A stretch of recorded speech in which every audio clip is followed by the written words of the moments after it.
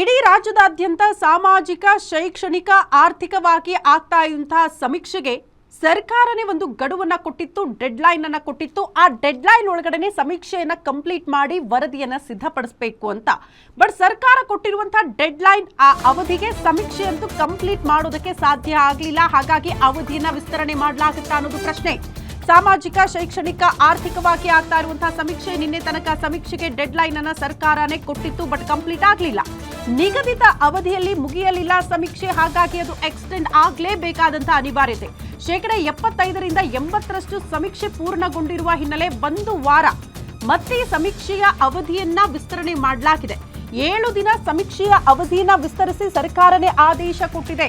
ಬೆಳಗ್ಗೆ ತರಗತಿ ನಡೆಸಿ ಮಧ್ಯಾಹ್ನ ಸಮೀಕ್ಷೆಗೆ ಮುಂದಾಗಬೇಕು ನೀವು ಶಿಕ್ಷಕರು ಅಂತ ಸೂಚನೆ ಕೊಟ್ಟಿದ್ದಾರಂತೆ. ಬೆಳಗ್ಗೆ 8 ರಿಂದ ಮಧ್ಯಾಹ್ನ 1 ಗಂಟೆ ತನಕ ತರಗತಿ, ಮಧ್ಯಾಹ್ನ 1 ಗಂಟೆ ನಂತರ ಗಣತಿ ಮಾಡೋದಕ್ಕೆ ಸೂಚನೆ ಕೊಡಲಾಗಿದೆ ಶಾಲಾ ಶಿಕ್ಷಕರಿಗೆ.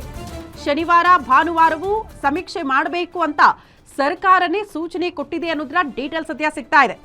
ಹೆಂಗೆ ಈ ಸಮೀಕ್ಷೆಗೆ ಪ್ಲಾನಿಂಗ್ಗಳು ಸರ್ಕಾರದ ಮಟ್ಟದಲ್ಲಿ ಆಗಿತ್ತು ಅಂದ್ರೆ, ಈ ದಸರಾ ಹಾಲಿಡೇ ಇತ್ತಲ್ಲ, ಆ ದಸರಾ ಹಾಲಿಡೇ ಮುಕ್ತಾಯ ಆಗೋಷ್ಟೊತ್ತಿಗೆ ಸಮೀಕ್ಷೆನೂ ಮುಕ್ತಾಯ ಆಗಿಬಿಡಬೇಕು ಅಂತ.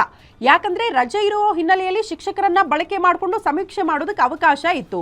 ಈಗ ಮತ್ತೆ ಸ್ಕೂಲ್ಗಳು ಪುನರಾರಂಭ ಆಗ್ತಾ ಇದೆ, ಶಿಕ್ಷಕರು ಶಾಲೆಯತ್ತ ಮುಖ ಮಾಡಬೇಕು. ಬಟ್ ಅಂದುಕೊಂಡಂತ ಅವಧಿಯಲ್ಲಿ ಸಮೀಕ್ಷೆ ಕಂಪ್ಲೀಟ್ ಮಾಡೋಕ್ಕಾಗಲಿಲ್ಲ.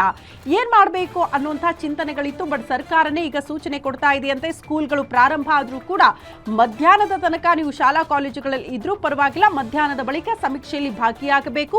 ಇನ್ನೊಂದು ವಾರಗಳ ಕಾಲ ವಿಸ್ತರಣೆ ಮಾಡ್ತಾ ಇದ್ದೀವಿ ಈ ಅವಧಿಯನ್ನ, ಅಷ್ಟೊತ್ತಿಗೆ ಸಮೀಕ್ಷೆಯನ್ನ ಕಂಪ್ಲೀಟ್ ಮಾಡಬೇಕು ಅನ್ನೋ ನಿಟ್ಟಿನಲ್ಲಿ ಸೂಚನೆ ಕೊಟ್ಟಿದೆ ಸರ್ಕಾರ. ಹಾಗಾಗಿ ಇನ್ನೊಂದು ವಾರದಲ್ಲಿ ಈ ಸಮೀಕ್ಷೆಯನ್ನ ಕಂಪ್ಲೀಟ್ ಮಾಡಿ ಒಂದು ವರದಿಯನ್ನ ಸಿದ್ಧಪಡಿಸ್ಕೊಳ್ಬೇಕು ಹಿಂದುಳಿದ ಆಯೋಗ. ಆ ನಿಟ್ಟಿನಲ್ಲಿ ಒಂದಷ್ಟು ಸಿದ್ಧತೆಗಳು ಕೂಡ ಆಗ್ತಾ ಇದೆ ಅನ್ನೋದ್ರ ಮಾಹಿತಿ ಸಿಗ್ತಾ ಇದೆ.